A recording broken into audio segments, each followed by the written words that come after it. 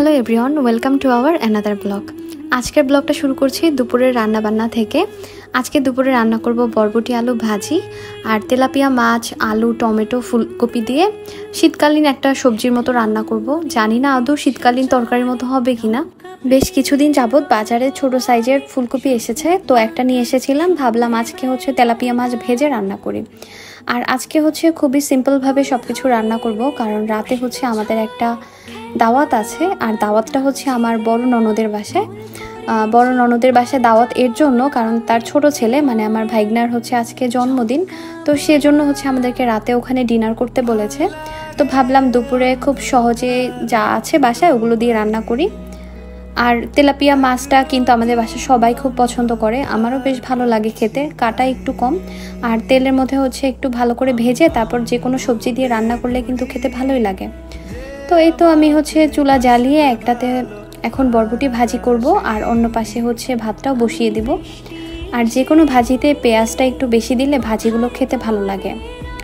আর আমি এখন ইদানিং তেল একদমই কম দেওয়ার চেষ্টা করি, মানে কম তেলে যাতে রান্না করা যায়।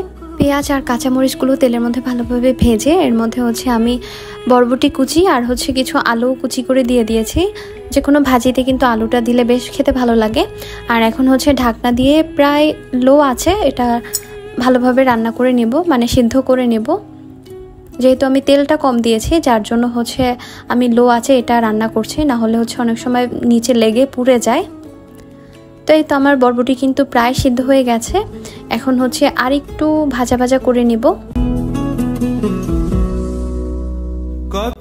ঢাকায় ৩-৪ দিন ধরে একটানা বৃষ্টি, একবারের জন্য রোদ ওঠেনি।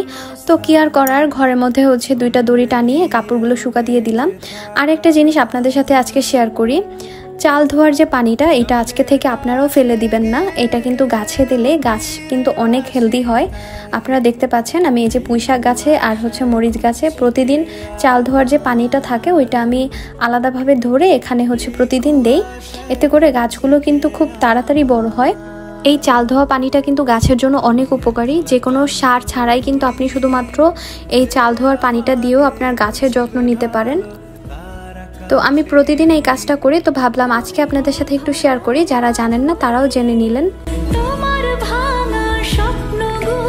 বরবটি ভাজিটা নামিয়ে রেখে এখানে মশলা কষিয়ে নিচ্ছি, মাছ রান্না করব। আর আমি এর আগেও অনেক ভিডিওতে বলেছি আমি যে কোনো মাছ রান্না করার আগে খুব ভালোভাবে ভেজে নেই।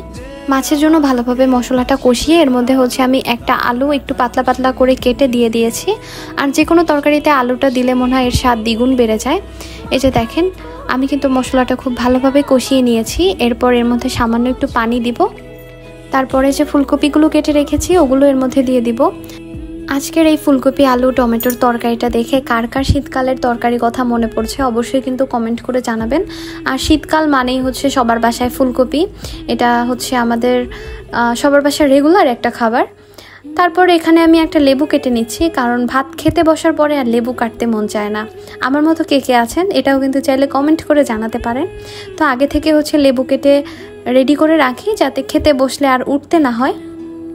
আর এখনকার লেবুগুলো অনেক ভালো, যেহেতু বর্ষাকাল, আর এই বর্ষাকালে কিন্তু লেবুগুলো বেশ রসালো টাইপের হয়। এই তো আমার মাছ রান্না কিন্তু একদম শেষ। আর দেখেন তরকারিটা দেখতে এত বেশি সুন্দর হয়েছে।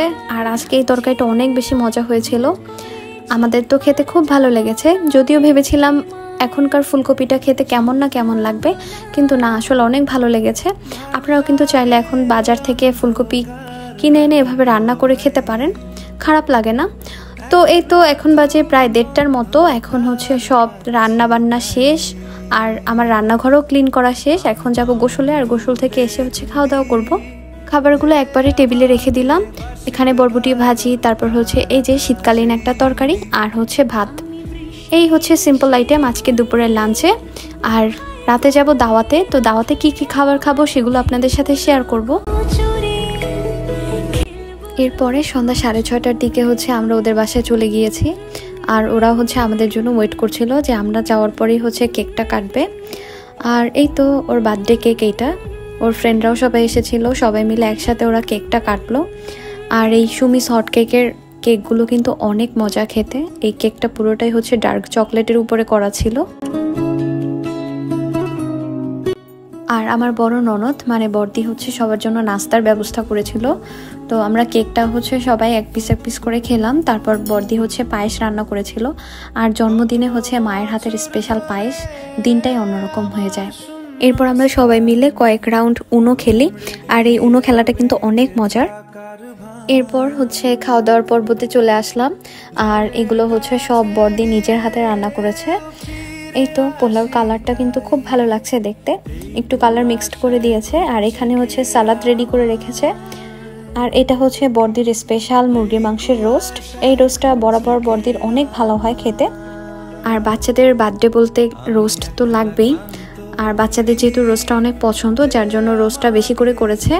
এরপর এখানে ছিল একটু ঘন মুগ ডাল। আর এই ঘন মুগ ডালটা হচ্ছে যার বার্থডে মানে আমাদের বার্থডে বয়, ও খেতে চেয়েছিল, যার জন্য করেছে। তারপর ডিম, বাচ্চাদের কিন্তু ডিম আর রোস্ট এই দুইটা হলে আর কিছুই লাগে না। তো ডিমও হচ্ছে বর্দি ভুনা করেছে বেশ অনেক বেশি করে। তারপর আমাদের বড়দের জন্য ছিল কুশি ভাজি, যদিও এটা ছোটরা কেউ খাবে না। আর এই হচ্ছে গরুর মাংস আলু দিয়ে ভুনা। আর এরপরে হচ্ছে কোক, 7 আপ এগুলো তো ছিলই। তো এই ছিল আজকে ছোট্ট একটা মিনি ব্লগ। আপনাদের কেমন লাগলো অবশ্যই কিন্তু আমাকে কমেন্ট করে জানাবেন। সবাই ভালো থাকুন, সুস্থ থাকুন, জেমস অ্যান্ড লিয়াস লাইফস্টাইলের সাথেই থাকুন। Have a good day.